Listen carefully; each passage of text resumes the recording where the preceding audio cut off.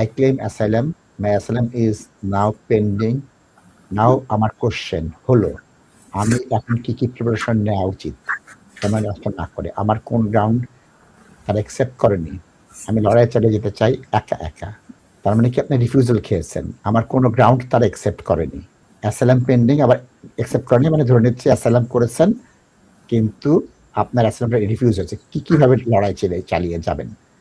এক নম্বর হচ্ছে রিফিউজাল লেটারটা পড়বেন। সেই রিফিউজাল লেটার পড়ে আপনি যে ডকুমেন্ট দিয়েছেন, যা দাবি করেছিলেন, সেটা কোনটা মেনেছে কোনটা মানেননি সেটা দেখবেন।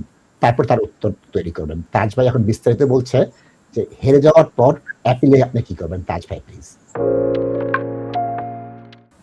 আপনার দুইটা সুযোগ আছে আপিল করার, যেটাকে বলা হয় পারমিশন আপিল। পারমিশন আপিল হচ্ছে কি, you have to show the material error of law, যে জাজ যে আপনার কেস ডিসমিস করছেন কোনো কিছু মানেন নাই, ওখানে কোথায় আইনত জাজ মিস্টেক করছেন। এটা মিস্টেকটা হইতে পারে আইনত মিস্টেক হইতে পারে যে আপনার এভিডেন্স উনি কনসিডার করেন নাই, বা প্রসিজারাল ইস্যু হইতে পারে, মানে আপনার হিয়ারিংটা উনি প্রপারলি কন্ডাক্ট করেন নাই। তো you have to look for reasons in the decision. You have to read through the decision and then you have to do the permission application. যদি পারমিশন পান, পরবর্তীতে আপনি আবার নতুন ভাবে হিয়ারিং হবে।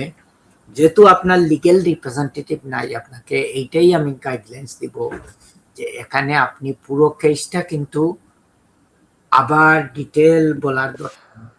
আপনি শুধু মেইন পয়েন্টগুলা দেখতে হবে, আইডেন্টিফাই করতে হবে, এবং যত ছোট আকারে পারেন ওটা লিখে আপনি পারমিশনের অ্যাপ্লিকেশন করেন। হয়তো একজন সিনিয়র জাজ এটা কনসিডার করে may take favourable approach to you.